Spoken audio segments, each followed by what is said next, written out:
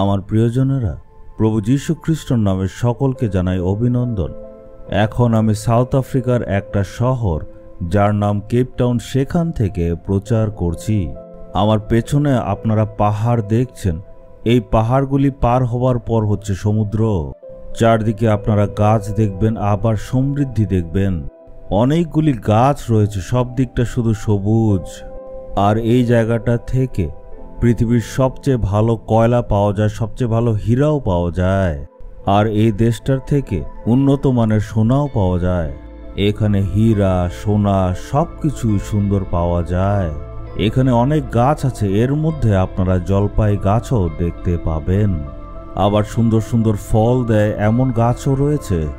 এই দেশে দ্রাক্ষারস তৈরি করা হয়, যেগুলো সারা পৃথিবীতে বিক্রি করা হয়। এখান থেকে প্রচার করা আমার জন্য সৌভাগ্যের ব্যাপার। আরও আনন্দের ব্যাপার হলো 80% লোকেরা এখানে বিশ্বাসী, মানে দেশটা বিশ্বাসীদের দেশ। আর এই দেশের যিনি রাষ্ট্রপতি, সেও কিন্তু বিশ্বাসী। আর এমন একটা সুন্দর দেশ যেখানে এতগুলি বিশ্বাসী আছে, সেখান থেকে প্রচার করা আনন্দের ব্যাপার। চলুন দেখি ঈশ্বর আজকে আমাদের জন্য কি রেখেছেন। আমরা দেখব হিতোপদেশ 3 অধ্যায়ের 23 পদে। তখন তুমি নিরাপদে তোমার পথে চলে যাবে ও তোমার পায়ে হোঁচট লাগবে না। আজকে হয়তো রাস্তায় হাঁটতে একটু ভয় লাগে, যদি হোঁচট খাই, বা আমাদের সন্তানেরা যেই পথে চলে তারা কি হোঁচট খাবে? আমি যেই জায়গাতে কাজ করছি সেখানে ভবিষ্যতে কি হবে জানি না, বা যেইখানে ব্যবসা আমি করছি সেখানকার ভবিষ্যতের ঠিকানা নেই। সামনের যে রাস্তা আছে সেখানে কি হোঁচট খাবো? মনের মধ্যে একটা ভয় হয়। ঈশ্বর তার বাক্যের দ্বারা আপনাকে বলছে তুমি নিরাপদে চলবে, আমি তোমাকে কখনো হোঁচট খেয়ে পড়তে দেব না। এই পদে লেখা আছে তখন, এর মানে এর আগে কিছু আছে।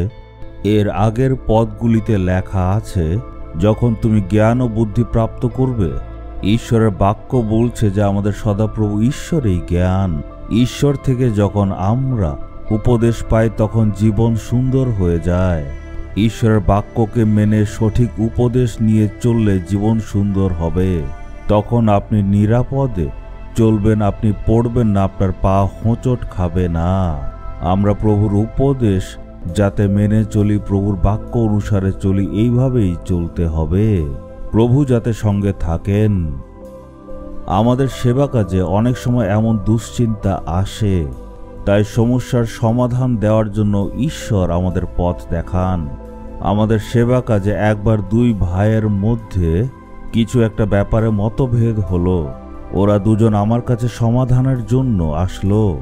এক ভাই আরেক ভাইয়ের ব্যাপারে বলল সে আমার বিরুদ্ধে এই কাজ করেছে, আবার আরেকজন তাকে দোষ দিচ্ছে। তারা একজন একজনের উপর দোষারোপ করছিল, আর সমাধানের ভার আমার উপর ছিল। তখন আমি প্রার্থনা করে বললাম, প্রভু আমি কি করব? আমাদের সেবা কাজে একটা নিয়ম আছে, আমরা 1 ঘন্টা প্রার্থনা করি। এটা তো সেবা কাজ, কোনো ব্যবসা নয়, কোনো অফিস নয়। তাই সেবা কাজের আগে 1 ঘন্টা প্রার্থনা করতে হবে। আমি ঈশ্বরের থেকে উপদেশ চাইলাম, প্রভু আমি কি উপদেশ দেব?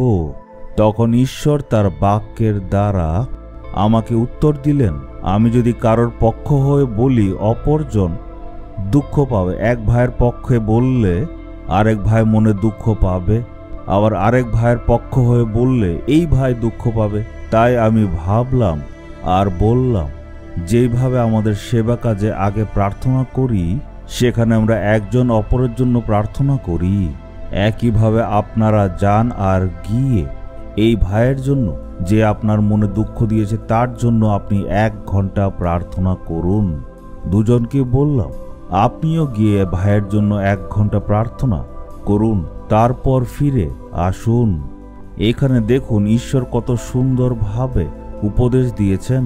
আমি তাদের প্রার্থনা করতে পাঠিয়ে দিলাম, তারা যে প্রার্থনা করতে গেল আর ফিরে আসলো না।